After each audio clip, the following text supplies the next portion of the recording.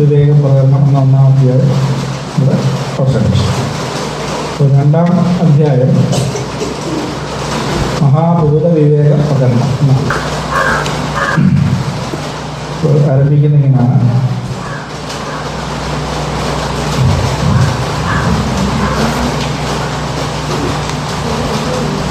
ഇവിടെ പഞ്ചഭൂത വിവേകം ആണ് വിഷയം.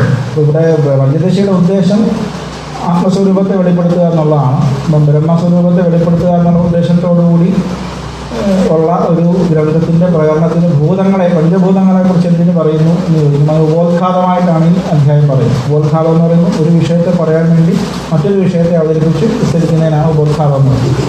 അപ്പം ഇവിടെ ബ്രഹ്മത്തെ കുറിച്ചുള്ള ജ്ഞാനത്തിന് വേണ്ടി തന്നെയാണ് ഈ ഭൂതവിവേക പ്രകടനവും പറയുന്നത്. സതദ്വൈതം സുതം യത്തത് പഞ്ചഭൂത വിവേകത ബോധും ശക്യം തതോ ഭൂതപഞ്ചകം പ്രവീച്യതേ.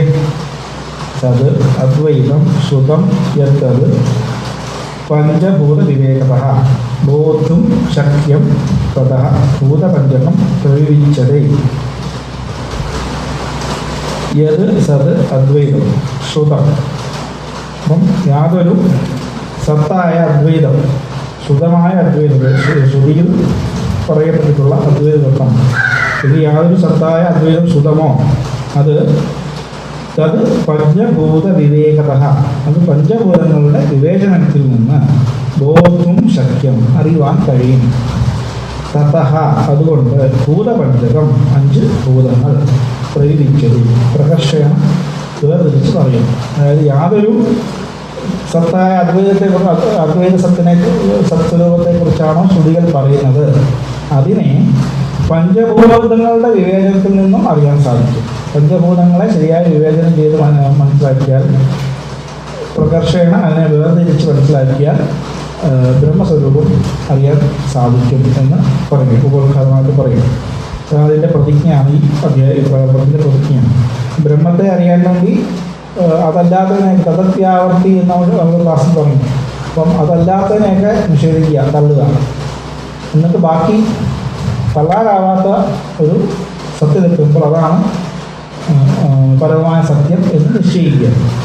അപ്പോൾ നമ്മുടെ മുമ്പിൽ കാണുന്നതായിട്ടുള്ള ഈ പ്രപഞ്ചം എന്തിൽ നിന്നുണ്ടായി, എങ്ങനെ ഉണ്ടായി എന്നുള്ള ചോദ്യമാണ് സാധാരണ ഉണ്ടാകും. അപ്പോൾ അത് എന്താണെന്നും അപ്പോൾ അത് സത്യമാണോ മിഥ്യയാണോ എന്ന് വിവേചനം ചെയ്ത് അറിഞ്ഞാൽ ബ്രഹ്മസ്വരൂപത്തെ അറിയാൻ സാധിക്കും എന്നുള്ള യുക്തി കൊണ്ടാണ് ഇത് പറയുന്നത്. അപ്പോൾ സത് അദ്വൈതം ശ്രുതം എന്നാണ് ഇവിടെ പറഞ്ഞിരിക്കുന്നത്. ഇപ്പോൾ സത് എന്ന് പറഞ്ഞാൽ സത് 3 കാലത്തിലും മാറ്റമില്ല. സത്യം അബാധ്യം, ബാധ്യം, മിഥ്യ. 3 കാലത്തും മാറ്റമില്ലാതെ ഒരേ വടിവിൽ പ്രകാശിക്കുന്നതിനാണ് സത് എന്ന് പറയുന്നത്. അദ്വൈതം എന്ന് പറഞ്ഞാൽ രണ്ടില്ലാത്ത ഒന്നാണ് അദ്വൈതം. രണ്ടില്ലാത്തതാണ് അദ്വൈതം എന്ന് പറഞ്ഞാൽ മറ്റൊന്നില്ല, അത് മാത്രമേ ഉള്ളൂ, അതേ ഉള്ളൂ. അങ്ങനെ ശ്രുതി പറയുന്നതായിട്ടുള്ള ആ അദ്വൈത സത്യത്തെ അറിയാൻ വേണ്ടി പഞ്ചഭൂതങ്ങളെ വിവേചിച്ച് അറിയാൻ സാധിക്കും. ശബ്ദസ്പർശോ രൂപരസോ ഗന്ധോ ഭൂതഗുണ ഇമേ ഏകദ്വിത്രിച്ചതു പഞ്ചഗുണ വ്യോമാദിഷു ക്രമാത്. ശബ്ദസ്പർശ രൂപരസഗന്ധോ ഭൂതഗുണ ഇമേ ഏകദ്വിത്രിച്ചതു പഞ്ചഗുണ വ്യോമാദിഷു ക്രമാത്. ശബ്ദസ്പർശവും രൂപരസവും ഗന്ധ. ശബ്ദം, സ്പർശം, രൂപം, രസം, ഗന്ധം ഇമേ ഭൂതഗുണ. ഈ ഭൂതഗുണങ്ങൾ ഏകദ്വിത്രിച്ചതു പഞ്ചഗുണം. 1, 2, 3, 4, 5 ഈ 5 ഗുണങ്ങൾ ക്രമത്തിൽ വ്യോമാദിഷു, വ്യോമം ആകാശാദി പഞ്ചഭൂതങ്ങളിൽ ശബ്ദസ്പർശ രൂപരസ ഗന്ധങ്ങളാകുന്ന 5 ഗുണങ്ങൾ 1, 2, 3, 4, 5 എന്നീ ക്രമത്തിൽ ഉണ്ട്. എന്ന് വെച്ചാൽ ഇപ്പം ശബ്ദം എന്ന് പറയുന്നത് ആകാശഗുണമാണ്, വായുവിൻ്റെ ഗുണം സ്പർശം, അഗ്നിയുടെ ഗുണം രൂപം, ജലത്തിൻ്റെ ഗുണം രസം, പൃഥ്വിയുടെ ഗുണം ഗന്ധം. ഇങ്ങനെ 5 ഭൂതങ്ങൾ, 5 ഗുണം. അതിൽ ആകാശത്തിൽ ഒരു ഗുണം ശബ്ദം എന്ന ആകാശഗുണം. ആകാശത്തിൽ വായുവിൽ ആകാശ വായു, ആകാശത്തിൽ നിന്നാണ് വായു ഉണ്ടാകുന്നത്. ആകാശത്തിൽ ശബ്ദഗുണം മാത്രം, വായുവിലോ ആകാശത്തിൻ്റെ ഗുണമായ ശബ്ദവും വായുവിൻ്റെ ഗുണമായ സ്പർശവും, അങ്ങനെ 2 ഗുണങ്ങൾ. അഗ്നിയിൽ ശബ്ദം, സ്പർശം, രൂപം. ശബ്ദം, സ്പർശം എന്ന ആകാശത്തിൻ്റെയും വായുവിൻ്റെയും ഗുണവും അഗ്നിയുടെ ഗുണമായിട്ടുള്ള രൂപവും അഗ്നിയിലുണ്ട്. ഇനി ജലത്തിൽ ശബ്ദം, സ്പർശം, രൂപം എന്ന 3 ഗുണങ്ങളും അതിൻ്റെ സ്വന്തം ഗുണമായിട്ടുള്ള രസവും കൂടെ ചേർത്ത് 4 ഗുണങ്ങൾ ജലത്തിലുണ്ട്. പൃഥ്വിയിലോ ശബ്ദം, സ്പർശം, രൂപം, രസം, ഗന്ധം, ഇങ്ങനെ 5 ഗുണങ്ങൾ. ഇങ്ങനെ ക്രമത്തിൽ ആകാശം, വായു, അഗ്നി, ജലം, പൃഥ്വി ഈ 5 ഭൂതങ്ങളിൽ ശബ്ദ, സ്പർശ, രൂപ, രസ, ഗന്ധങ്ങൾ ക്രമത്തിൽ 1, 2, 3, 4, 5 എന്ന വിധത്തിൽ ഓരോന്നിലും ആ ഗുണങ്ങൾ ഉണ്ട്. ഇപ്പോൾ ആകാശത്തിൽ ആകാശഗുണം മാത്രം, വായുവിൽ ആകാശത്തിൻ്റെയും വായുവിൻ്റെയും ഗുണം, അഗ്നിയിൽ ആകാശത്തിൻ്റെയും വായുവിൻ്റെയും അഗ്നിയുടെയും ഗുണം, ജലത്തിൽ ആകാശ, വായു, അഗ്നി, ജലത്തിൻ്റെ ഗുണം, പൃഥ്വി ഈ 5ൻ്റെ ഗുണങ്ങൾ ഉണ്ട്. ഓരോന്നിനും ഈ ഗുണങ്ങൾ ഇരിക്കുന്നു. ഞാൻ ഗുണങ്ങളെ ഓരോന്നും വിവരിക്കുകയാണ്. സ്വതിധ്വനി വിയച്ഛബ്ദോ വായോ വീസീതി ശബ്ദനം അനുഷ്ണാശീത സംസ്പർശോ വന്നോ ഭുഗുഭുഗുധ്വനി. പ്രതിധ്വനി വിയച്ഛബ്ദ വായു വായോ വീസീതി ശബ്ദനം അനുഷ്ണ ശീതസംസ്പർശോ ശീതസംസ്പർശ വന്നോ ഭുഗുഭുഗുധ്വനി. അപ്പോൾ വിയച്ഛബ്ദ പ്രതിധ്വനി, ആകാശത്തിൻ്റെ ഗുണത്തിൻ്റെ ഗുണം ശബ്ദം എന്നത് പ്രതിധ്വനിയാണ്. ശബ്ദം പ്രതിധ്വനിയാണ്. വായു വീസീതി ശബ്ദം, വീസി എന്നുള്ള രീതി കാറ്റടിക്കുമ്പോൾ ശബ്ദമുണ്ട്. അതാണ് വായുവിലുള്ള ശബ്ദം എന്ന് പറയുന്നത് വായുവിലാണ്. അനുഷ്ണാശീത സംസ്പർശം, അനുഷ്ണാശീത സംസ്പർശം, ഉഷ്ണവും അതായത് ചൂടും തണുപ്പും ഇല്ലാത്ത സ്പർശം ആണ് അശീതം. ചൂടും തണുപ്പും ഇല്ലാത്ത സ്പർശനമാണ് വായുവിൻ്റെ ഗുണം. ആകാശത്തിൻ്റെ ഗുണം ശബ്ദം, വായുവിൽ ആകാശ ഗുണമുണ്ട്, വായു ഗുണമുണ്ട്. അപ്പോൾ വായുവിൽ വീസി എന്നൊരു ശബ്ദം, വായു കാറ്റടിക്കുന്ന ശബ്ദവുമുണ്ട്, ചൂടും തണുപ്പും ഇല്ലാത്ത ഒരു സ്പർശം, ഒരു സ്പർശ ഗുണവും എന്തിനുണ്ട്? വായുവിലുണ്ട്. ഇനി അഗ്നിയിലോ വന്നവും ഭുഗുഭുഗുധ്വനി. അഗ്നിയിൽ ഭുഗു എന്ന് പറഞ്ഞാൽ അഗ്നി കത്തുമ്പോൾ ശബ്ദമുണ്ട്, അത് അഗ്നിയിലുള്ള ശബ്ദഗുണമാണ്. അഗ്നിയിലുള്ള ആകാശത്തിൻ്റെ ഗുണമാണ് ഭുഗു എന്നുള്ള ആ ധ്വനി, ആ ശബ്ദം അഗ്നിയിലുണ്ട്. ഉഷ്ണസ്പർശ പ്രഭാരൂപം ജലേ ഗുരുഗുരുധ്വനി ശീതഃ സ്പർശഃ ശുക്ലരൂപം രസോ മാധുര്യമീരിതം. ഉഷ്ണസ്പർശ പ്രഭാരൂപം, ഇതും അഗ്നിയിൽ ഭുഗു എന്നുള്ള ശബ്ദമുണ്ട്. ഉഷ്ണസ്പർശം അല്ലേ, ചൂടുണ്ട്. അഗ്നിയുടെ സ്പർശഗുണം എന്ന് പറഞ്ഞാൽ ചൂടാണ്. ഉഷ്ണസ്പർശമുണ്ട്. പ്രഭാരൂപം, ആ പ്രകാശം എന്നുള്ള രൂപഗുണവും രൂപം എന്ന ഗുണവും എവിടുണ്ട്? അഗ്നിയിലുണ്ട്. അപ്പം അഗ്നിയിൽ ശബ്ദമുണ്ട്, സ്പർശമുണ്ട്, രൂപമുണ്ട്. ശബ്ദം ഭുഗു എന്നുള്ള ശബ്ദം, ഉഷ്ണം ആണ് അതിൻ്റെ സ്പർശ ഗുണം, പ്രഭാരൂപമാണ് രൂപം എന്ന് പറയുന്നത്. ജലേ ബുലുബുലുധ്വനി, ബുളുബുളു എന്നുള്ള ശബ്ദമാണ് ജലത്തിൻ്റെ ശബ്ദം എന്നാണ്. ജലത്തിലുള്ള ശബ്ദത്തെ സൂചിപ്പിക്കുന്ന ബുളുബുളു എന്നുള്ള ജലത്തിൻ്റെ ആ ശബ്ദം ആകാശ ഗുണമായിട്ടാണ് പറയുന്നത്. അതുപോലെ ശീതള സ്പർശമാണ് അവിടെ അല്ലേ, ശീതസ്പർശ, ശീതളമാണ്, തണുപ്പ് കൊണ്ട് ജലത്തിന് സ്വാഭാവികമായിട്ടുള്ള സ്പർശഗുണം ആ തണുപ്പാണ്. ശീതക സ്പർശ. ശുക്ലരൂപം, അതിൻ്റെ നിറം ശുക്ലരൂപമാണ്. നിറമില്ലെന്ന് പറയുമെങ്കിൽ വെള്ളത്തിനൊരു അതിൻ്റെതായ നിറമുണ്ടല്ലോ, അത് ഉറപ്പെന്നോട് പറയും ശുക്ല നിറം. അതാണ് ശുക്ലരൂപം എന്ന് പറയുന്നത്. സ്പർശം. രസഹ മാധുര്യമീരിതം, രസം മാധുരം എന്നും പറയും. അപ്പം ആ വെള്ളത്തിൻ്റെ ആ ജലത്തിൻ്റെ രുചിയാണ് അവിടെ. രുചിയുണ്ട്, ജലത്തിൻ്റെ രുചിയുണ്ട്, ശബ്ദമുണ്ട്, സ്പർശമുണ്ട്, രൂപമുണ്ട്, രസമുണ്ട്. ഇങ്ങനെ 4 ഗുണങ്ങൾ ജലത്തിനുണ്ട്. ഭൂമവും കടകടാ ശബ്ദ കാഠിന്യം സ്പർശയിഷ്യതേ നീരാധികം ചിത്രരൂപം മധുരാമാദി ഓരസ. അപ്പം ഭൂമവും കടകടാ ശബ്ദം, ഭൂമി പൃഥ്വിക്ക് ഉള്ള ശബ്ദം കടകട എന്നുള്ള ഒരു ശബ്ദം ഭൂമിയുടെ ശബ്ദമായിട്ടും, കാഠിന്യം സ്പർശ, ഒരു കാഠിന്യമുണ്ട് ഈ പൃഥ്വി പ്രധാനമായിട്ടുള്ള വസ്തുക്കൾക്കൊക്കെ കാഠിന്യമുണ്ട്.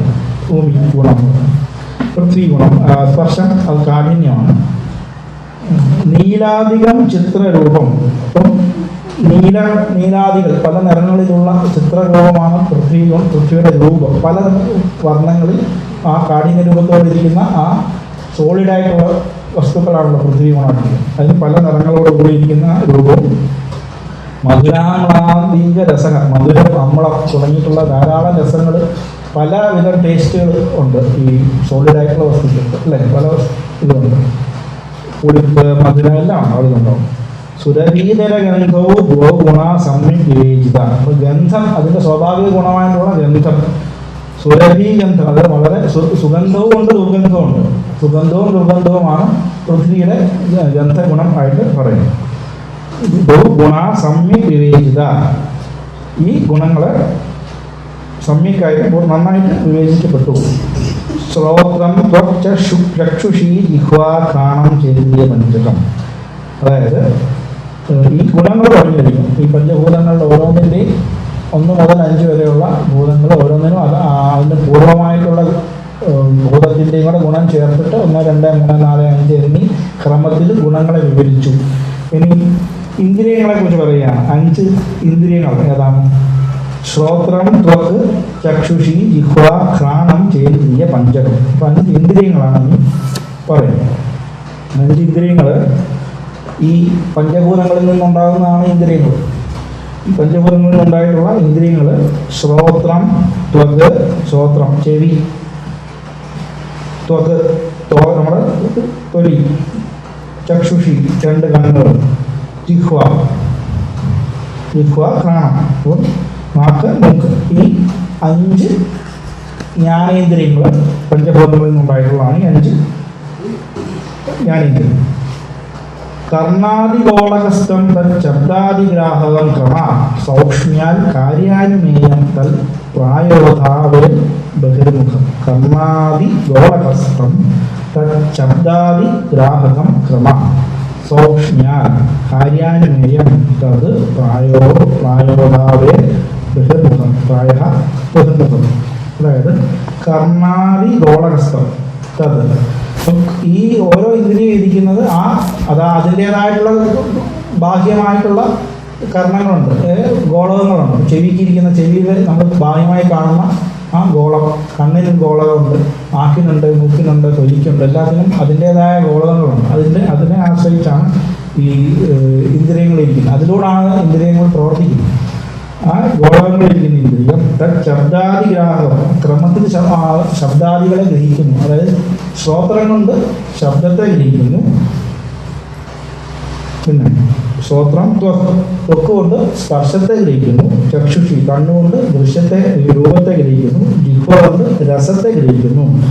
ഘ്രാണേന്ദ്രിയം കൊണ്ട് ഗന്ധത്തെയും ഗ്രഹിക്കുന്നു. അതായത് ഈ 5 ഭൂതങ്ങളിലും നിന്നും ഉണ്ടായിട്ടുള്ള 5 ജ്ഞാനേന്ദ്രിയങ്ങളും ഈ 5 ശബ്ദാദികളായിട്ടുള്ള 5 വിഷയങ്ങളെയും അതാത് ഇന്ദ്രിയങ്ങളാണ് ഗ്രഹിക്കുന്നത്. ഇപ്പോൾ ചെവി കൊണ്ട് കേൾക്കുന്നു, കണ്ണുകൊണ്ട് കാണുന്നു. ഓരോന്നും അതിൻ്റേതായ ധർമ്മമാണ് ചെയ്യുന്നത്. ചെവി കൊണ്ടായാലും കാണുന്നില്ല, കണ്ണുകൊണ്ടായാലും കേൾക്കുന്നുമില്ല. ചെവി കൊണ്ട് ആകാശത്തിൻ്റെ ഗുണമായിട്ടുള്ള ശബ്ദത്തെ ഗ്രഹിക്കുകയാണ് ചെയ്യുന്നത്. കണ്ണുകൊണ്ട് അഗ്നിയുടെ ഗുണമായിട്ടുള്ള രൂപത്തെ ഗ്രഹിക്കുകയാണ്. അപ്പോൾ ഗുണങ്ങളെയാണ് ഇവിടെ അറിയുന്നത്. സൗക്ഷ്മ്യാൽ കാര്യാനുമേയം പ്രായോധാവേ ബഹിർമുഖം. അതായത് സൗക്ഷ്മ്യാൽ സൂക്ഷ്മത്വം കാരണം, കാര്യാനുമേയം കാര്യത്താൽ അനുമാനിക്കാൻ കഴിയുന്ന, പ്രായ ബഹിർമുഖം കഴിയുന്ന ഇത് ഈ ബഹിർമുഖമായിട്ട് നമുക്ക് ആർക്കും ഇന്ദ്രിയങ്ങൾ നേരിട്ട് കാണാനോ അറിയാനോ സാധിക്കുന്നില്ല. നമ്മൾ കാര്യത്തെ വെച്ച് അനുമാനിക്കുകയാണ്. ഇപ്പം നമുക്ക് ഈ ഗോളം മാത്രമേ കാണുന്നുള്ളൂ, ഇന്ദ്രിയത്തെ നമ്മളാരും കാണുന്നില്ല. ചെവി ഇന്ന് ഗോളത്തെ കാണുന്നുണ്ട്, പക്ഷെ ശബ്ദം കേൾക്കുന്നു എന്നുള്ള ആ കാര്യം ഗ്രഹിക്കുന്നതുകൊണ്ടാണ്, ആ കാര്യത്തെ വെച്ചുകൊണ്ടാണ് നമ്മൾ ഇന്ദ്രിയത്തെ ഗ്രഹിക്കുന്നത്. അല്ലാതെ ആരും ഇന്ദ്രിയത്തെ പോയി നേരിട്ട് കാണുന്നില്ല. കാര്യം കൊണ്ട് അനുമാനിക്കാൻ കഴിയുന്നതാണ് ഈ ഓരോ ഗുണങ്ങളും. ആരും ഗുണിയെ അറിയുന്നില്ല, ഗുണത്തെ വെച്ച് അനുമാനിക്കുകയാണ്. ഇപ്പം ആ ശബ്ദ, സ്പർശം, രൂപം, രസം, ഗന്ധം ഈ രൂപത്തിലേ നമുക്ക് പ്രപഞ്ചം അനുഭവപ്പെടുന്നുള്ളൂ. അപ്പോൾ ആ ശബ്ദസ്പർശ രൂപ രസഗന്ധങ്ങളാണെന്ന ഗുണങ്ങളെ വെച്ചുകൊണ്ട് നമ്മൾ അനുമാനിക്കുകയാണ് ഇത് ഇന്ന ഭൂതങ്ങളുടെ ഇന്ദ്രിയങ്ങളാണെന്നുള്ള അനുമാനം മാത്രമേ ആവുന്നുള്ളൂ വാസ്തവത്തിൽ. അപ്പോൾ ഈ ഇന്ദ്രിയങ്ങൾ ബഹിർമുഖമായിട്ടാണ് ചലിക്കുന്നത്. പ്രായണ ബഹിർമുഖം. അപ്പോൾ നമ്മൾ ഈ ഉപനിഷത്തിൽ പറയുന്നുള്ളൂ പരാഞ്ചിരാനി ഈശ്വര ഈശ്വരൻ ഈ ഇന്ദ്രിയങ്ങളെല്ലാം വെളിയിലേക്കാണ് സൃഷ്ടിച്ചിരിക്കുന്നത്. അപ്പോൾ ബാഹ്യ വിഷയങ്ങൾ പോയി ഇന്ദ്രിയങ്ങൾ ഈ വിഷയങ്ങളുമായി ഇന്ദ്രിയ വിഷയ സമ്പർക്കം ഉണ്ടായി അതിൽ നിന്നുണ്ടാകുന്ന അറിവാണ് പ്രത്യക്ഷമായിട്ടുള്ള അനുഭവം എന്ന് പറയുന്നത്. വിഷയേന്ദ്രിയ സന്നിവേശം ജ്ഞാനം പ്രത്യക്ഷം എന്ന് പ്രത്യക്ഷത്തിൽ നിർവചിച്ചിരിക്കുന്നത്. പ്രത്യക്ഷമായിട്ടുള്ള നമ്മുടെ അനുഭവങ്ങളെല്ലാം ഈ ഇന്ദ്രിയങ്ങളും വിഷയങ്ങളും നമുക്ക് സമ്പർക്കം ഉണ്ടായി മനസ്സതിന് അതിൽ സങ്കല്പമായിട്ട് മനസ്സ് പ്രവർത്തിച്ച് ഒരു ബുദ്ധി നിശ്ചയിക്കുമ്പോഴാണ് ഞാൻ എന്ന അഹങ്കാരം അതിനെ ഒരു വിഷയത്തെ പ്രത്യക്ഷമായിട്ട് അറിയും. പ്രത്യക്ഷാനുഭവങ്ങളെല്ലാം ഇന്ദ്രിയ വിഷയ സമ്പർക്കം കൊണ്ടേ ഉണ്ടാകും. ഇന്ദ്രിയങ്ങളെല്ലാം പ്രായണ ബഹിർമുഖങ്ങളായതുകൊണ്ട് അവയെല്ലാം വിഷയങ്ങളിൽ പോയി ഈ ഇന്ദ്രിയ സമ്പർക്കം ഉണ്ടായി. അങ്ങനെയാണ് നമുക്കൊരു വസ്തുവിനെ കേൾക്കാനോ കാണാനോ രുചിക്കാനോ ഒക്കെ സാധിക്കുന്ന ഈ വിഷയേന്ദ്രിയ സമ്പർക്കമാണ് കൊണ്ടാണ് സാധിക്കുന്നത്. എല്ലാ ജ്ഞാനങ്ങളും ശബ്ദജ്ഞാനമാകട്ടെ സ്പർശജ്ഞാനമാകട്ടെ രസജ്ഞാനമാകട്ടെ ഏത് ഗുണങ്ങളാണെങ്കിലും ഈ വിഷയേന്ദ്രിയ സമ്പർക്കം കൊണ്ടാണ് നമ്മൾ അറിയുന്നത്.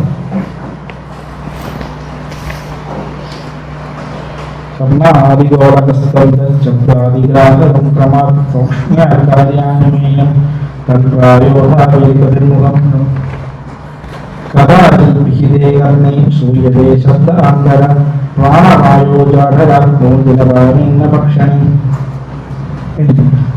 കഥാചിത് വിഹിതേ കർണേ ശൂയതേ ശബ്ദ ആന്തരഃ പ്രാണവായോ ജഠരാത്മോ ജലവാനേ അന്ന ഭക്ഷണേ. കഥാത് കർണേ വിഹിതേ. ചിലപ്പോൾ നമ്മൾ ചെവി രണ്ടും പൊത്തിപ്പിടിച്ചാൽ അടച്ചു വെച്ചാൽ പ്രാണവായുവും ജഠരാത്മവും പ്രാണവായുവിലും ജഠരാഗ്നിയിലും നമ്മുടെ വയറ്റിലുള്ള ജഠരാഗ്നിയിലും പ്രാണവായുവിലും ജലപാനെ അന്നഭക്ഷണം ജലപാനത്തിലും അന്നഭക്ഷണത്തിലും ഉള്ള ആന്തര ശബ്ദ ശൂയത ഉള്ളിലുള്ള ശബ്ദം കേൾക്കാൻ സാധിക്കും. ചെവി അടച്ചു പിടിച്ചാൽ ഒരു മൂളൽ കേൾക്കാം.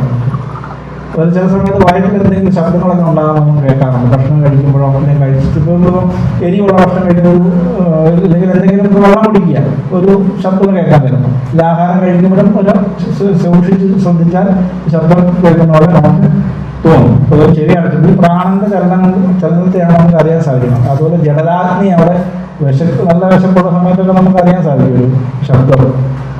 അപ്പോൾ ഇന്ദ്രിയങ്ങൾക്ക് ആന്തരികമായ ജ്ഞാനവും വിജ്ഞാനവും ഉണ്ടാകാൻ സാധിക്കും എന്നാണ് ഇതുകൊണ്ട് പറയുന്നത്. ഉള്ളിലുള്ള ശബ്ദത്തെയും അത് പറയുന്നു. ഇപ്പൊ യോഗികളൊക്കെ ആണെങ്കിൽ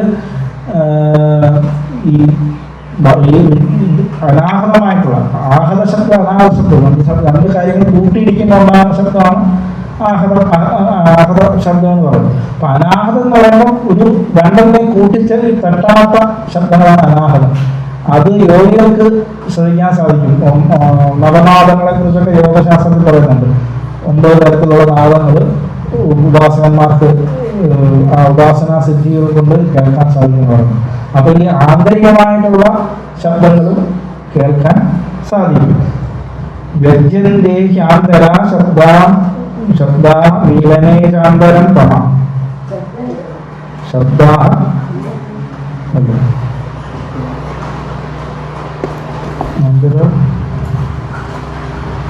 സ്പർശ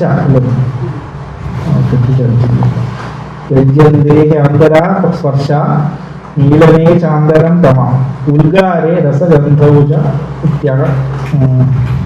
ഇത്യാക്ഷാണ ആന്തരഗ്ര. ഇനി സ്പർശ ആന്തര സ്പർശ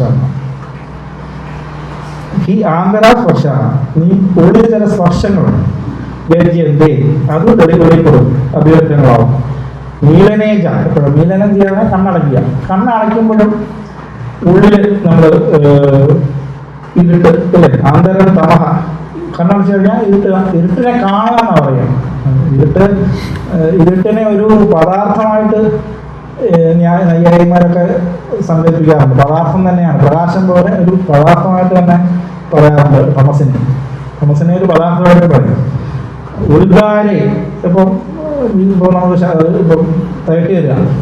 തേട്ടി വരുമ്പോൾ നമുക്ക് രുചി അനുഭവിക്കാറുണ്ടല്ലേ. നമ്മൾ പുളിപ്പും ഗ്യാസൊക്കെ വരുമ്പോൾ നമ്മൾ ഭക്ഷണം കഴിച്ചിട്ട് ഗ്യാസൊക്കെ വരുമ്പോൾ ഒരു പുളിപ്പൊക്കെ തേട്ടി വരും. രസഗന്ധവും രസവും ഗന്ധവും വരും. ചിലപ്പോൾ നമ്മൾ ഭക്ഷണമൊക്കെ കഴിച്ച് ചിലപ്പോൾ പിടിക്കാതെ വന്നു കഴിഞ്ഞാൽ തേട്ടി വരുമ്പോൾ ചില ഒരു സ്മെല്ലും രുചിയൊക്കെ വരാറുണ്ട്. ഇത് അക്ഷാണ ഇപ്രകാരം ഇന്ദ്രിയങ്ങൾക്ക്, അക്ഷരങ്ങൾ ഇന്ദ്രിയങ്ങൾക്ക് ആന്തരഗ്രഹണം ഉണ്ടാവുന്നു. അതായത് കണ്ണടയ്ക്കുമ്പോൾ ഇരുട്ട് കാണും. അപ്പൊ യോഗികളാണെങ്കിൽ പ്രകാശം കാണുന്നു. കണ്ണടച്ചാൽ അവർക്ക് പ്രകാശം കാണാൻ സാധിക്കുന്നതാണ് യോഗ സിദ്ധി പറയുന്നത്. ചില യോഗസുഖത്തിൽ തന്നെ ചില സംയമങ്ങളൊക്കെ ചെയ്തു കഴിഞ്ഞാൽ വിശേഷമായിട്ടുള്ള പ്രകാശങ്ങളും വിശേഷമായിട്ടുള്ള ദേവതാ ദർശനങ്ങളും ഒക്കെ കണ്ണടച്ചു കഴിഞ്ഞാൽ കാണാൻ സാധിക്കുമെന്ന് പറയുന്നുണ്ട്. അപ്പൊ കണ്ണ് തുറന്നിരുന്നാൽ മാത്രമല്ല ആന്തരികമായിട്ട് ഇങ്ങനെ കാണാൻ കഴിയും എന്ന് ഇന്ദ്രിയങ്ങൾക്ക് അതിന് കഴിയുന്നു എന്ന് പറയുന്നു. അപ്പോൾ ശബ്ദം, സ്പർശം, രൂപം, രസം, ഗന്ധം ഇതൊക്കെ ബാഹ്യമായിട്ട് മാത്രമല്ല ആന്തരികമായിട്ടും അറിയാൻ കഴിയുന്നു എന്നാണ് പറയുന്നത്. പഞ്ചോപ്യാദാനഗമനം വിസർജാനന്ദകാത്രിയ കൃഷി വാണിജ്യ സേവാദ്യ പഞ്ചസ്വന്ദർ ഭവന്തി പഞ്ച ഉക്ത്യ ദാന ഗമന വിസർഗ ഗമന ആദാന ഉക്ത്യ ആദാന ഗമന വിസർഗ ആനന്ദകാത്രിയ ഉക്തി ആദാനം ഗമന വിസർഗം ആനന്ദം ക്രിയാ കൃഷി വാണിജ്യ സേവാദ്യ പഞ്ചസ്വ അന്തർഭവന്തി പഞ്ചസു അന്തർഭവന്തി. ഉക്തി പറയുക, ആദാനം സ്വീകരിക്കുക, ഗമനം സഞ്ചരിക്കുക, വിസർഗം വിസർജനം, ആനന്ദം ആനന്ദിക്കുക. ഇങ്ങനെ 5 ക്രിയകൾ പ്രസിദ്ധങ്ങളാണ്. കൃഷി, വാണിജ്യം, സേവ മുതലായിട്ടുള്ളതൊക്കെ അതിൽ ഭവിക്കുന്നത്. ഇത് കർമ്മേന്ദ്രിയങ്ങളെ കുറിച്ചാണ് ഇവിടെ പറയുന്നത്. അതായത് വാക്, പാണി, പാദ, വായു പുസ്തകങ്ങളുടെ കർമ്മങ്ങളാണ് ഇവിടെ പറഞ്ഞിരിക്കുന്നത്. വാക്ക് ഉക്തി പറയുക, ആദാനം സ്വീകരിക്കുക, കൈകൊണ്ട് എടുക്കുക, ഇതൊക്കെ കൈയുടെ പ്രവർത്തനമാണ്. ഗമനം കാലുകൊണ്ടാണ്, പാണി പാദമാണ് ഗമനം. വിസർജനേന്ദ്രിയം ആനന്ദം, അത് വസ്ത്രത്തിന്റെ ക്രിയയാണ് ആനന്ദം എന്ന് പറയുന്നത്.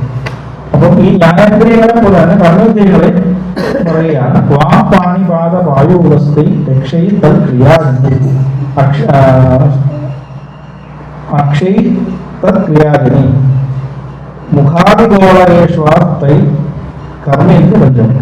വാ പാണി പാദ വായു വസ്തി, വാക്ക്, പാണി, പാദം, വായു, വസ്ത്രം, ഇങ്ങനെ അക്ഷയി ഇന്ദ്രിയങ്ങൾ കൊണ്ട് തൽ ക്രിയാജനി ഈ പറഞ്ഞ ആദാന ഗമന വിസർഗ ആനന്ദ ആദാന ഗമന ഉക്തി ആദാന ഗമന വിസർഗ ആനന്ദം എന്ന് പറയുന്ന 5 ക്രിയകൾ പ്രാണി പാദ വായു വസ്ത്രം എന്ന് പറയുന്ന ഈ 5 കർമ്മേന്ദ്രിയങ്ങൾ കൊണ്ട് ഉണ്ടാകുന്നു. തൽ കർമ്മേന്ദ്രിയ പഞ്ചകം മുഖാദിഗോളകേഷു ആസ്തി. അപ്പം ഈ കർമ്മേന്ദ്രിയ പഞ്ചകം ഇവിടെ ഇരിക്കുന്നത് മുഖാദിഗോളകം, മുഖം തുടങ്ങിയിട്ടുള്ള ഗോളകങ്ങൾ, ഓരോന്നിനും ഓരോ ബാഹ്യ അവയവങ്ങളുണ്ട്. വാക്ക് സംസാരിക്കുന്ന മുഖത്തിൽ നിന്നാണ് ശബ്ദം വാക്ക് വരുന്നത്. അതുപോലെ കയ്യ്, കാല്, വായു, ഉപസ്ത്രം, ഇങ്ങനെയുള്ള ഈ 5 കർമ്മേന്ദ്രിയങ്ങളും അതാത് അവയവങ്ങൾ ഇരിക്കുന്നു. അപ്പോൾ അത് പഞ്ചേന്ദ്രിയങ്ങളാണ്. ജ്ഞാനേന്ദ്രിയങ്ങളെ പോലെ തന്നെ പഞ്ചേന്ദ്രിയങ്ങളും ഈ പഞ്ചഭൂതങ്ങളിൽ നിന്ന് തന്നെ ഉണ്ടായ കാര്യങ്ങളാണ്. അപ്പം ജ്ഞാനേന്ദ്രിയങ്ങളും കർമ്മേന്ദ്രിയങ്ങളും ഇതിൽ നിന്നുണ്ടായി ഈ പഞ്ചഭൂതങ്ങളിൽ നിന്ന് തന്നെ ഉണ്ടായതാണ്. മനോദശേന്ദ്രിയാധ്യക്ഷം ഹൃത്പത്മഗോളകേ സ്ഥിതം തച്ചാന്തഃകരണം ബാഹ്യേഷ്വസ്വാതന്ത്ര്യാദി വിനേന്ദ്രിയൈ.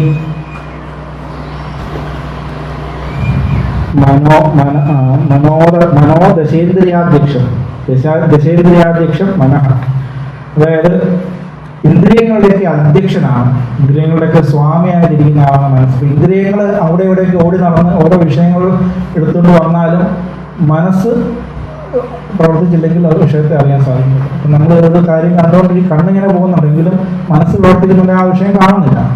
അപ്പോൾ ഇന്ദ്രിയങ്ങളുടെ അധ്യക്ഷനായിട്ടാണ് മനസ്സിനെ ഇവിടെ പറയുക. ഈ 10 ഇന്ദ്രിയങ്ങളുടെയും 5 ജ്ഞാനേന്ദ്രിയങ്ങളുടെയും 5 കർമ്മേന്ദ്രിയങ്ങളുടെയും അധ്യക്ഷ സ്ഥാനത്ത് സ്വാമിയായിട്ട് ഇരിക്കുന്ന ആരാണ്? മനസ്സാണ്. മനസ്സ് ഇരിക്കുന്നു. ഇപ്പൊ മനസ്സ് എവിടെ ഇരിക്കുന്നത്? ഹൃത്പത്മഗോളകേ സ്ഥിതം. ഹൃത്പത്മത്തിന് ഹൃദയ ഗോളത്തിലാണ് മനസ്സിന്റെ സ്ഥാനം കൽപ്പിച്ചിരിക്കുന്നത്. ബാക്കി 5 പറഞ്ഞു, 10 പറഞ്ഞു. അതുപോലെ മനസ്സെന്ന് പറയുന്ന ആ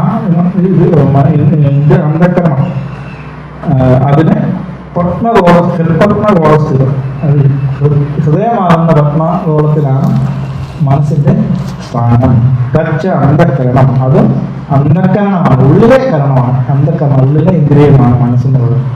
ഇന്ദ്രിയൈ വിനാ ബാഹ്യേഷു അസ്വാതന്ത്ര്യം. അപ്പോൾ ഈ ഇന്ദ്രിയങ്ങളെ കൂടാതെ ബാഹ്യമായ വിഷയങ്ങളിൽ സ്വാതന്ത്ര്യം ഇല്ല. അപ്പോൾ മനസ്സ് ഓരോ ഇന്ദ്രിയങ്ങളും അതാത് ഗോളങ്ങളിൽ നിന്ന് പ്രവർത്തിക്കുന്നു. മനസ്സ് ഹൃദയത്തിലിരിക്കുന്നു.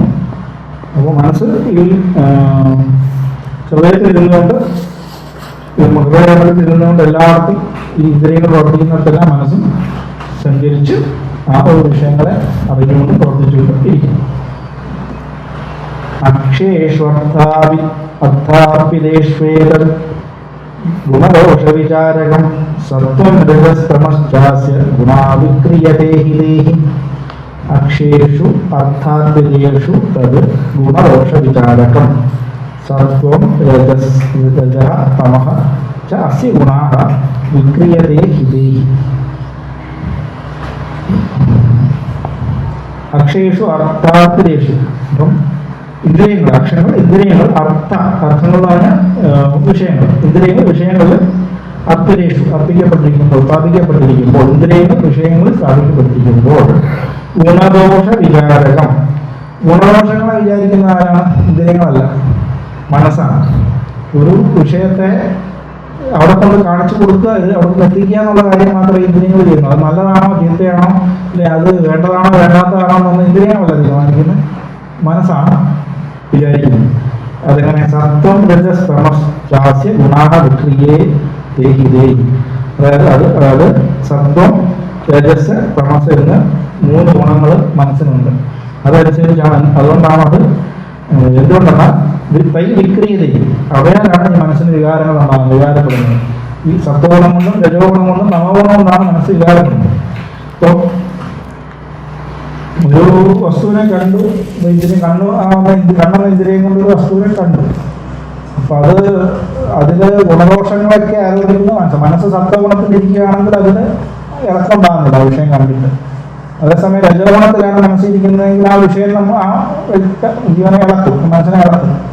തമസാണെങ്കിൽ മറ്റ് ആലസ്യം പോലുള്ള ഗുണങ്ങളാണ് ഉണ്ടാകും. അപ്പം ഈ ഇന്ദ്രിയം ആ വിഷയത്തിൽ എത്തിക്കാനുള്ള മാത്രമേ ഇന്ദ്രിയം ചെയ്യുന്നുള്ളൂ.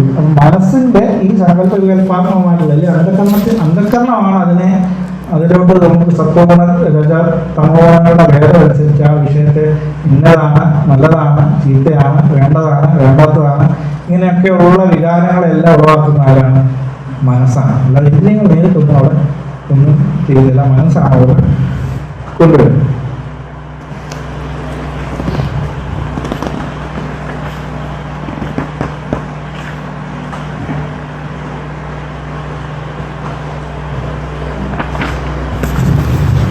ഇതിനകത്ത് ഈ മനസ്സ് നിലകൊള്ളുന്നത് ഹൃദയപത്മത്തിലാണെന്ന് പറഞ്ഞു. ഇതിലൊരു ഉദാഹരണം പറഞ്ഞിരിക്കുന്നത്, ദീപം തന്റെ പ്രകാശത്തിൽ ഗൃഹം മുഴുവൻ വ്യാപിച്ചിരുന്നുകൊണ്ട് അതിന് മുഖ്യസ്ഥാനമാകുന്ന എണ്ണപ്പാത്രത്തിലെ തിരിയുടെ സ്ഥാനത്തിൽ മാത്രം വസിക്കുന്നു. ഹൃദയത്തിൽ മനസ്സിരുന്നുകൊണ്ട് എല്ലാ ഇന്ദ്രിയങ്ങളിലും മനസ്സ് വ്യാപിക്കുന്നുണ്ട്. അപ്പൊ പ്രകാശം ഒരു മുറിക്കാത്ത വിളക്ക് കത്തിച്ചു വെച്ചത് പ്രകാശം സർവത്ര വ്യാപിച്ചിരിക്കുന്ന പോലെ എന്നാണ് ഇവിടെ വിവരിച്ചിരിക്കുന്നത് അദ്ദേഹം.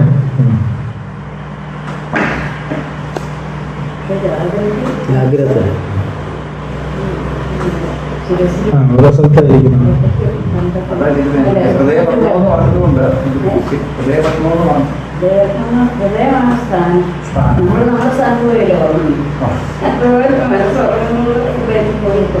ഇരിക്കുമ്പോ ഓരോ സ്ഥലങ്ങളിൽ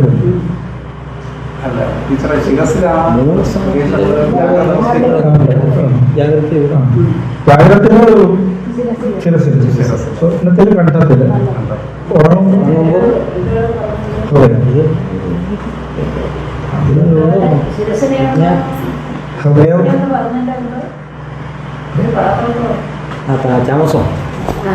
ഹൃദയം എന്നുള്ളത് ഇവിടെ ശിരസിലെ സ്ഥാനമായിട്ടും അല്ലല്ലോ,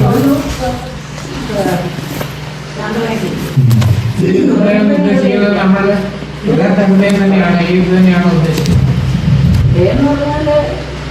ഹൃദയത്തിലുള്ളതാണോ അതാണ് അദ്ദേഹം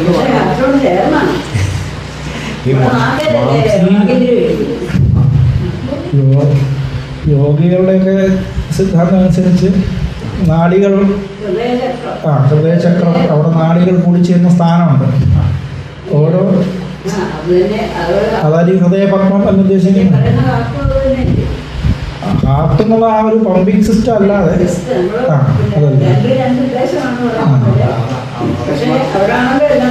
അവിടെ ഈ നാഡികൾ കൂടിച്ചേരുന്ന ആ പോയിന്റ് ഉണ്ടാവും. നാഡികളുടെ കേന്ദ്രസ്ഥാനം എന്ന് പറഞ്ഞാൽ നമ്മുടെ തലച്ചോറ് ഈ പിന്നെ അതാണെന്ന് ഉദ്ദേശിക്കുന്ന അതോ നമ്മൾ പിന്നെ ഈ പ്രാണനെ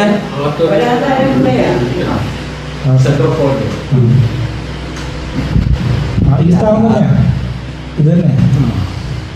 മറ്റേ ഭൗതികമായ മാംസം കൊണ്ടല്ല, വേറെ ഒരു സൂക്ഷ്മമായ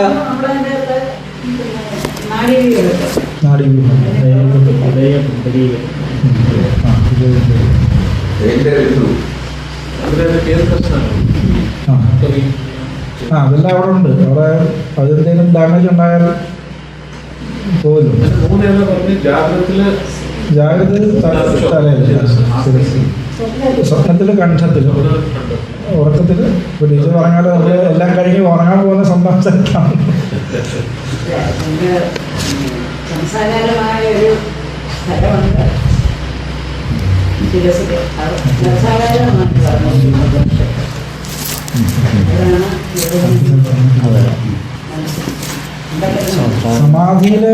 സമാധിയില് ശരിക്കും സ്ഥലമാണ്. ബാക്കി 3 സ്ഥലത്ത് ഇങ്ങനെ ഓടി കളിച്ചോണ്ടിരിക്കും. അത് വിജ്ഞാനമയന്റെ സ്ഥാനമാണല്ലോ അത് അല്ലേ?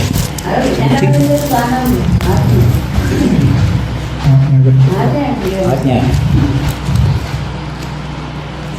അല്ല, ബുദ്ധിഗുഹ എന്ന് പറയുമല്ലോ നമ്മൾ. അത് തന്നെയാണ് അറിവുകളെ സ്പേസ് എന്നുള്ളത്.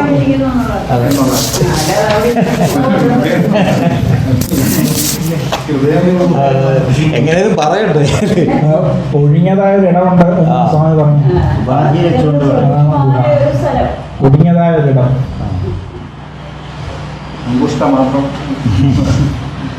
അപ്പൊ ഈ മനസ്സിന്റെ ഗുണഭേദം കൊണ്ടാണ് ഗുണദോഷ വിചാരം ചെയ്യുന്ന മനസ്സ്. ഓരോ വസ്തുക്കൾ വിഷയങ്ങളുടെ അന്തര്യങ്ങൾ പോയി പ്രവേശിക്കുമ്പോൾ അതിന് ഗുണദോഷ വിചാരങ്ങൾ ഉണ്ടാകുന്നത് മനസ്സിന്റെ ഈ ത്രിഗുണങ്ങളുടെ ഭേദം കൊണ്ടാണ് ഉണ്ടാകുന്നത്. അപ്പോൾ ഇനി അത് ആ സപ്തരജ സഗുണങ്ങൾ കൊണ്ടുണ്ടാകുന്ന സ്വഭാവങ്ങൾ പലതിലാണ്. അവരവരുടെ കാലത്ത്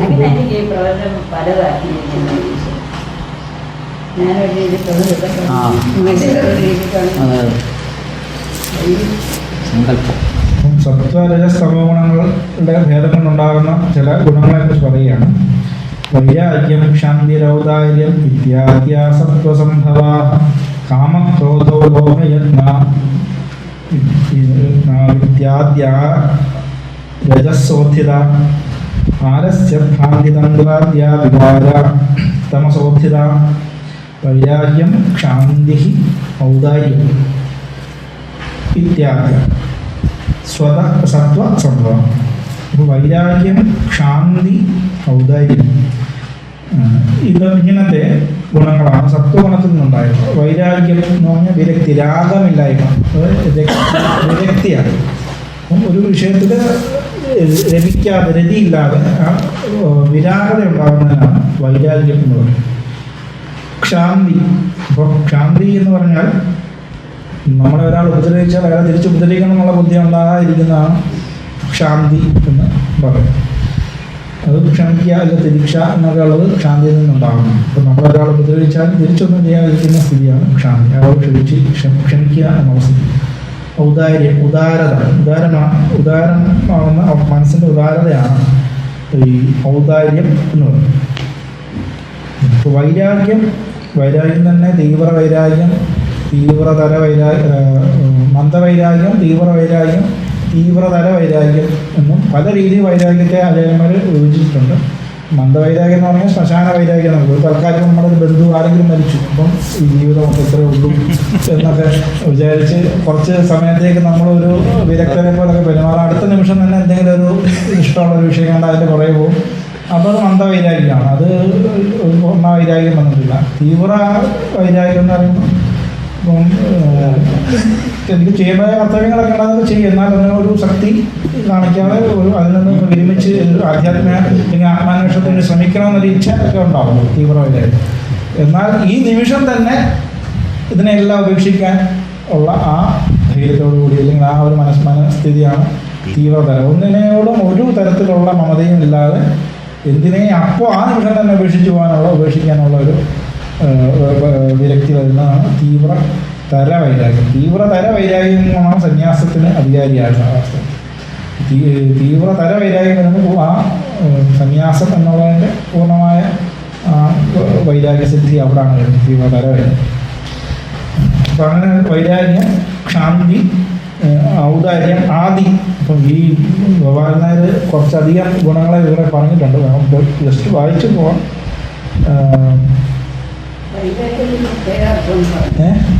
വൈരാഗ്യത്തിന് അദ്ദേഹം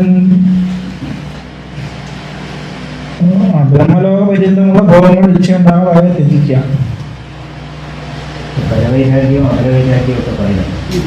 പല രീതിയിൽ വിഭജിച്ചിട്ടുണ്ട് അദ്ദേഹം. വേറെ ഒരു പരവൈരാഗ്യ അപരവൈരാഗ്യത്തെയും ഇപ്പം പ്രാണിമാതി ശക്തികളിലൊന്നും ഇച്ഛയില്ലാതിരിക്കുന്നത് പരവൈരാഗ്യം എന്നും, അങ്ങനെ അല്ലാത്ത അപരവൈരാഗ്യം. അപരവൈരാഗ്യത്തിൽ തന്നെ 4 രീതിയിൽ വിഭജിച്ചിട്ടുണ്ട്. അപ്പോൾ യതമാനം, വ്യതിരേകി, ഏകേന്ദ്രിയം, വശീകാരം എന്ന്. യതമാനം എന്ന് പറഞ്ഞാൽ യോഗികൾ കൂടുതലും യോഗശാസ്ത്രം വെച്ചിട്ടാണ് ഇതിൽ പറഞ്ഞിരിക്കുന്നത്.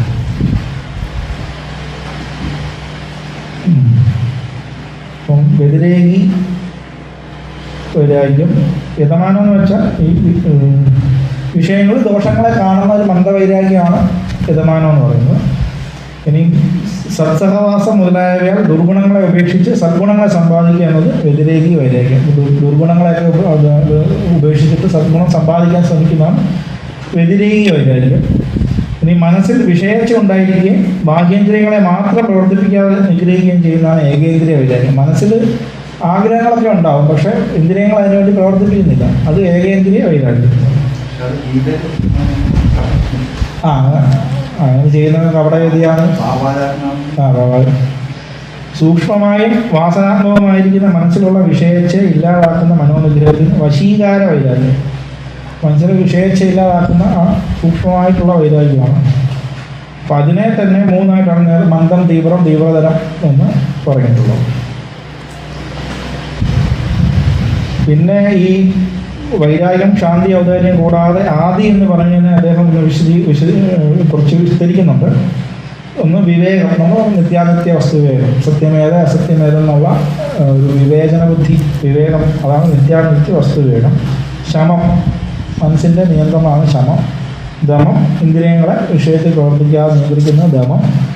ശ്രദ്ധ, ഈശ്വരനിലും ശ്രുതിയിലും ശാസ്ത്രത്തിലുള്ള വിശ്വാസം, ദൃഢവിശ്വാസം. സമാധാനം, മനസ്സിൻ്റെ മനസ്സിൻ്റെ ആധാരമാണ്, അല്ലെങ്കിൽ സമമായി നിൽക്കുക, അല്ലെങ്കിൽ ഏകാഗ്രത, അതാണ് സമാധാനം എന്ന് പറയുന്നത്. ഉപരതി, എല്ലാ വിഷയങ്ങളിൽ നിന്നും മനസ്സിനെ പിൻവലിച്ച് ആത്മാവിൽ തന്നെ നിർത്തുന്നതാണ് ഉപരതി. പിന്നെ തിദിക്ഷ, അതായത് തിദിക്ഷ എല്ലാത്തിനും സഹിക്കാനുള്ള കഴിവ്, അതാണ് തിദിക്ഷ. അപ്പം സഹനം സർവ ദുഃഖാന അപ്രതീകാരപൂർവം ചിന്താവിലാപരഹിതം സാതിദിക്ഷ. അതായത് എല്ലാ ദുഃഖങ്ങളെയും പ്രതികാരബുദ്ധിയില്ലാതെ സഹിക്കുക, ചിന്തയോ വിലാപമോ കൂടാതെ സഹിക്കുക, അതാണ് തിദിക്ഷ. പിന്നെ മുമുക്ഷുത്വം, തീവ്രമായ മോക്ഷേച്ഛയാണ് മുമുക്ഷുത്വം. തപസ് തന്നെ മനസ്സേന്ദ്രിയാണാം ഏകാഗ്രതയും പരമം തപ എന്നും പറയുന്നത്. മനസ്സിൻ്റെ ഇന്ദ്രിയങ്ങളുടെ ഏകാഗ്രതയാണ് പരമമായ തപസ്. സത്യം, യഥാർത്ഥ ആ വസ്തുത പറയുന്നതാണ് തപസ്. സത്യം, ദയ, കരുണ, സ്മൃതി, അതായത് കഴിഞ്ഞ കാര്യങ്ങളുടെയും വരാൻ പോകുന്ന കാര്യങ്ങളെക്കുറിച്ചൊക്കെ വിചാരിക്കുന്നതാണ് സ്മൃതി. തുഷ്ടി. കിട്ടിയതിൽ എന്താണോ കിട്ടുന്നത് അതിൽ സന്തോഷിക്കുന്നതാണ് തുഷ്ടി. ആത്മനിർവൃതി, തന്നിൽ തന്നെ ഉള്ള ആ പ്രിയം, ആത്മാവിൽ പ്രിയം. അമാനിത, അഭിമാനം, അമാനിത്വമില്ല. അശ്ലാഘ, അതായത് തൻ്റെ കർമ്മങ്ങളെ ഒന്നും പുകഴ്ത്താതിരിക്കുന്നതാണ്. ഗീതയിൽ അമാനിത്വം അതുണ്ടിത്വം എന്ന് പറയുന്ന ശാന്തിര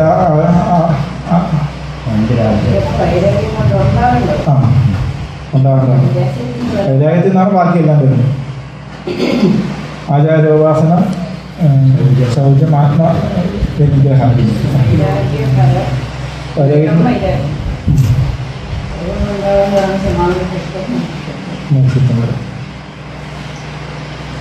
വിവേകത്തിൽ നിന്നാണ് വൈരാഗ്യം ഉണ്ടാകുന്നത്. വിവേക ബുദ്ധി.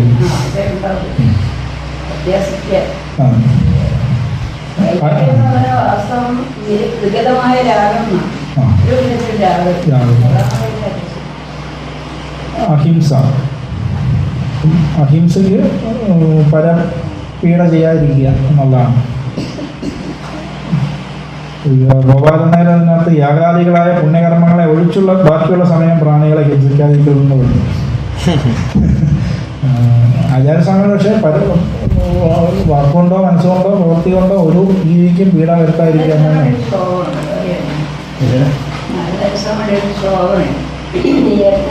പശുക്കളെല്ലാം വിട്ടുകൊടുക്കുന്നവർക്ക് നര വീട്ടിൽ പിന്നെ ഒരു ശ്ലോകം.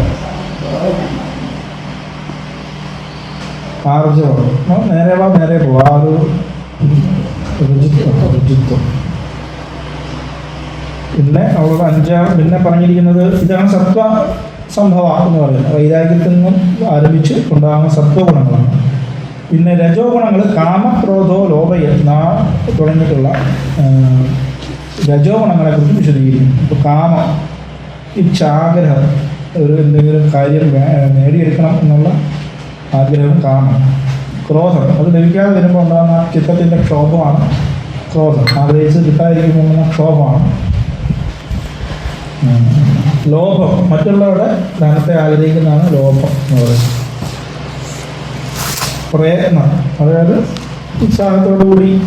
അപ്പോൾ അതിൻ്റെ പ്രയത്നത്തിന് അദ്ദേഹം ഒന്ന് രണ്ട് അഡീഷണലായിട്ട് കൊടുക്കുന്നു. ദംഭം, ദർപ്പം, അത്യാശ, ഭേദം, സുഖം, മതോത്സാഹം, ആത്മസ്തുതി, വീര്യം, ഇതൊക്കെ അത്യാഗം, രാഗം, ഇതെല്ലാം ഈ ലോഭത്തിന് ശേഷം ബാക്കി വരുന്ന കാര്യങ്ങളാണ്. അതായത് ഇപ്പം ദംഭം താൻ കേമനാണ് എന്നുള്ളതും ഇല്ല, അതിനുവേണ്ടി ഒരുപാട് ആർഭാടവും കാണിച്ച് താൻ വലിയ കേമനാണെന്ന് കാണിക്കാൻ വേണ്ടി കുറേ ആർഭാടങ്ങളും കാണിക്കുന്ന ദംഭമാണെന്നാണ്. ദർപ്പം, ഇപ്പം പണം, അതിപ്പം കുലം, ഇതിനൊക്കെ വലിയ ഇന്ന കുലത്തിൽ ജനിച്ച ആളാണ്, അതുകൊണ്ട് കേമനാണ്, മറ്റുള്ളവരെ അപമാനിക്കുക, ഞാൻ കേമനാണെന്നൊക്കെ പറയും, അതാണ് ദർപ്പം. അത്യാശ, എത്ര കിട്ടിയാലും മതിയാകത്തില്ല, വീണ്ടും വീണ്ടും വേണമെന്നുള്ള ആഗ്രഹമാണ് അത്യാശ. ഭേദം, അതിന് ഭേദബുദ്ധി, തന്നെക്കാൾ കുറഞ്ഞവനാണ്, വലിയവനാണ് താൻ, അങ്ങനെയുള്ള ഭേദബുദ്ധിയുള്ള ഭേദം. സുഖം, അത് വിഷയങ്ങളിലുള്ള ആ സുഖാസക്തിയാണ് സുഖം കൊണ്ട് ഉദ്ദേശിക്കുന്നത്. മതോത്സാഹം, മതം, മതിച്ച് നമുക്കത് അറിയാം. ഒരു അന്യനെ ഉപദ്രവിച്ചിട്ടാണെങ്കിലും തനിക്ക് സുഖം വേണം എന്നൊക്കെയുള്ളത് മതം കൊണ്ടുണ്ടാകും.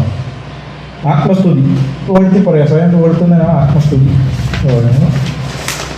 ഹാസ്യം, മറ്റുള്ളവരെ പരിഹസിക്കുക, ഇതൊക്കെ രജോഗുണത്തിൻ്റെ സ്വഭാവമാണ്. വീര്യം, ഇതിൻ്റെ വീര്യഭാവത്തെ കാണിച്ചു നടക്കുന്നതാണ് വീര്യം എന്ന് പറയുന്നത്. അത്യാഗം, അതായത് ത്യാഗമില്ലായ്മ എന്ന്. കർമ്മഫലം, എന്ത് കർമ്മം ചെയ്താൽ അതിൻ്റെ ഫലത്തിലുള്ള തീവ്രമായി ആഗ്രഹിച്ച് അതിന് തന്നെ എനിക്ക് ആഗ്രഹിക്കുന്നതാണ് അത്യാഗം. രാഗം, രാഗം ബാഹ്യമായുള്ള വിഷയങ്ങളിലുള്ള ആസക്തിയാണ് രാഗം.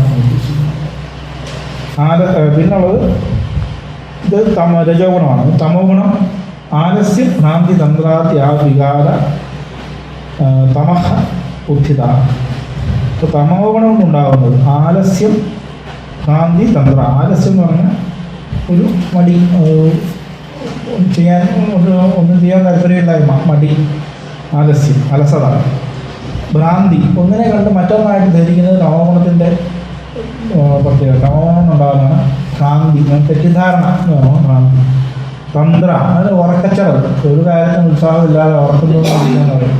അതൊക്കെ തമോഗുണത്തിൻ്റെ പ്രത്യേകത. തമോഗുണമുള്ളവർക്കാണ് ആ ഉറക്കച്ചടവ്, ഒന്നും ചെയ്യാനൊരു താല്പര്യമില്ലാതെ ഇങ്ങനെ എപ്പോഴും ഉറക്കം തോന്നിയിരിക്കുന്ന ആളുകളെ കുറിച്ച് പറയും. തന്ത്ര എന്ന് പറയും.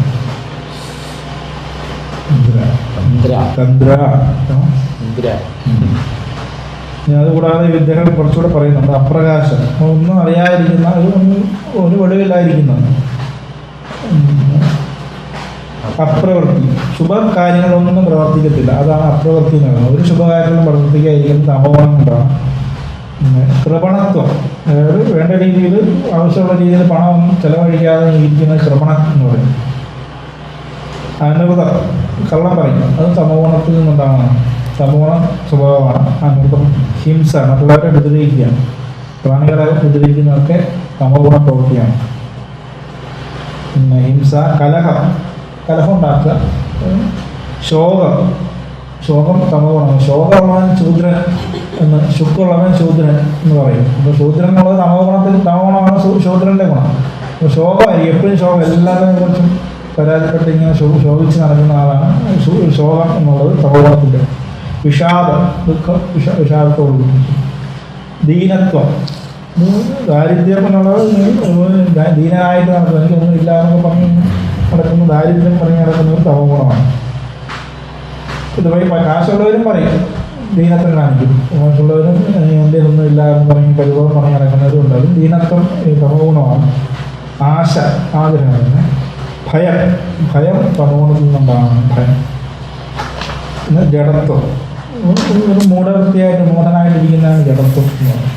അപ്പോൾ ഇങ്ങനെ ഉള്ള സത്വഗുണം, രജോ ഗുണം, തമോ ഗുണം എന്നിങ്ങനെ 3 ഗുണങ്ങളിൽ നിന്നും മനസ്സ് ഗുണദോഷ വിചാരം ചെയ്യും. ഒരു വസ്തുവിനെ കാണുമ്പോൾ അല്ലെങ്കിൽ അറിയുമ്പോൾ ആ വസ്തുവിൽ ഗുണവിചാരം ചെയ്യുന്നത് ഈ 3 ഗുണങ്ങളുടെ ഭേദം കൊണ്ടാണ്. അപ്പോൾ ഈ പറഞ്ഞിട്ടുള്ള ഈ സ്വഭാവ വിശേഷം കൊണ്ടായിരിക്കും സത്വഗുണമുള്ള ഒരാൾ കാണുന്ന പോലെ ആയിരിക്കില്ല രജോ ഗുണമുള്ള ആളും, അതുപോലെ ആയിരിക്കില്ല തമോ ഗുണമുള്ള ഒരാളും വിഷയങ്ങളെ സമീപിക്കുകയും അറിയുകയും ചെയ്യുന്നു. പക്ഷേ ഇന്ദ്രിയങ്ങളെ ആ വിഷയത്തെ അതേപടി കാണിക്കുക അല്ലെങ്കിൽ എത്തിക്കുക എന്നുള്ളത് മാത്രമേ ഇന്ദ്രിയങ്ങൾ ചെയ്യുന്നുള്ളൂ. മനസ്സ് ഈ ഗുണഭേദം കൊണ്ട് വ്യത്യസ്തങ്ങളായിട്ട് അതിനെ അറിയിച്ച് അതിൻ്റെ ഗുണദോഷ വിചാരങ്ങൾ എടുത്ത് ചെയ്യുന്നു. അതുകൊണ്ട് എന്താണ് സാത്വികൈ പുണ്യനിഷ്പത്തി പാപോൽപത്തിശ്ച രാജസൈ കാമസൈർനോഭയം കിന്തു വൃഥായുക്ഷപണം ഭവേത് അത്രാഹം പ്രത്യയീ അർത്ഥേത്യേവം ലോകവ്യവസ്ഥിതി സാത്വികൈ പുണ്യനിഷ്പത്തി പാപോൽപത്തി ച താമസൈ രാജസൈ താമസൈ ന ഉഭയം കിന്തു വൃഥായു ക്ഷപണം ഭവേത്. ഇപ്പോൾ സാത്വികേരി, ഇപ്പോൾ സത്വഗുണത്തിൽ നിന്നുണ്ടാകുന്ന ഈ പറഞ്ഞ ഭാവങ്ങൾ കൊണ്ട് പുണ്യനിഷ്പത്തി, പുണ്യം ഉണ്ടാവും. മേൽ പറഞ്ഞ സത്വഗുണ ഭാവങ്ങൾ കൊണ്ട് എന്താ ഉണ്ടാവും? പുണ്യം നേടാം. രാജസൈഹി പാപോൽപത്തി, രാജസ ഗുണങ്ങൾ കൊണ്ട് എന്തുണ്ടാവും? പാപം ഉണ്ടാവും. താമസൈഹി ഉഭയം, തമോ ഗുണഭാവം കൊണ്ട് ഇത് രണ്ടും ഇല്ലാത്തൊരു സ്ഥിതിയാണ്. പാപവും പുണ്യത്തിൻ്റെയും ഒരു ഉഭയം രണ്ടുമില്ല. ഹിന്ദു വൃഥായു ക്ഷപണം, പിന്നെ എന്താ അവരുടെ അവസ്ഥ? വെറുതെ ആയുസ് പാഴാക്കി കളയുകയാണ്. ഈ തമോ ഗുണത്തിലുള്ളവർക്ക് ആയുസ് പാഴാക്കി പോവുകയാണ്, വ്യക്തമായിട്ട് വെറുതെ ആയുസ്സിനെ കളയുകയാണ്. അപ്പോൾ ഇതാണ് ലോകത്തിൻ്റെ സ്വഭാവം. അത്രാഹം പ്രതീകർത്തി ഇത് ഏവം ലോക വ്യവസ്ഥിതി. അപ്പോൾ ലോകത്തിൻ്റെ വ്യവസ്ഥിതി ഇങ്ങനെയാണ്. അപ്പോൾ സത്വഗുണം, രജോ ഗുണം, തമോ ഗുണം, ഈ 3 ഗുണഭേദങ്ങൾ കൊണ്ടാണ് വിഷയേന്ദ്രിയ സമ്പർക്കം കൊണ്ടുണ്ടാകുന്ന ആ വിഷയങ്ങളെ മനസ്സ് വേർതിരിച്ച് പ്രവർത്തിക്കുന്നു. അപ്പോൾ സത്വഗുണം ഭാവം കൊണ്ട് കർമ്മം ചെയ്യുന്ന ആളുകൾക്ക് പുണ്യവും, രജോ ഗുണമുള്ളവർക്ക് പാപവും, തമോ ഗുണമുള്ളവർക്ക് വെറുതെ പാഴായി പോകുന്നൊരു ആയുസ്സും ആണ് ഇതുകൊണ്ടുണ്ടാകുന്നത്. അപ്പോൾ ഈ പഞ്ചഭൂത വിവേക പ്രകരണം ആരംഭിച്ചിരിക്കുന്നത് പഞ്ചഭൂതങ്ങളുടെ വിവേചനം കൊണ്ട് എങ്ങനെ ബ്രഹ്മതത്വത്തെ അറിയാൻ സാധിക്കുമെന്ന് പറയാൻ സാധിക്കുമെന്ന് പറഞ്ഞുകൊണ്ടാണ് തുടങ്ങുന്നത്. അപ്പോൾ പഞ്ചഭൂതങ്ങളെക്കുറിച്ച് പറയുമ്പോൾ അതിൻ്റെ ഗുണങ്ങളാണ്. ശബ്ദസ്പർശ രൂപരസ ഗന്ധങ്ങളുടെ ആകുന്ന ഗുണങ്ങൾ ഈ ഭൂതങ്ങളിലുണ്ട്. ഈ പഞ്ചഭൂതങ്ങളിൽ നിന്നാണ് ജ്ഞാനേന്ദ്രിയങ്ങളും കർമ്മേന്ദ്രിയങ്ങളും മനസ്സും ഉണ്ടായിട്ടുള്ളത്. ഈ മനസ്സ് ഇന്ദ്രിയങ്ങൾ വഴി ഇന്ദ്രിയ വിഷയങ്ങളുമായി സമ്പർക്കം ചെയ്യുമ്പോൾ മനസ്സിൻ്റെ ഗുണഭേദം കൊണ്ട് ആ അറിയപ്പെടുന്ന വിഷയങ്ങളെ മനസ്സ് ആ ഗുണത്തിനനുസരിച്ച് വ്യത്യസ്തങ്ങളായിട്ട് ഗുണദോഷ വിചാരം ചെയ്ത് കർമ്മങ്ങളിൽ ഏർപ്പെടുന്ന ജീവൻ. അങ്ങനെ കർമ്മം ചെയ്യുന്ന ജീവന് സത്വഗുണ പ്രധാനമായ കർമ്മങ്ങൾ ചെയ്യുകയാണെങ്കിൽ പുണ്യവും, രജോഗുണ പ്രധാനമായ കർമ്മങ്ങൾ ചെയ്യുകയാണെങ്കിൽ പാപവും, തമോ ഗുണമാണെങ്കിൽ ആയുസ് പാഴാക്കുന്ന രീതിയിൽ ഒന്നുമില്ലാത്ത അവസ്ഥയിലും പോകുന്നു എന്നാണ് പറഞ്ഞു.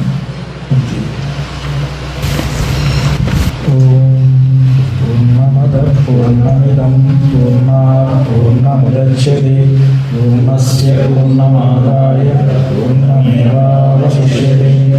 ഓം ശാന്തി ശാന്തി ശാന്തി.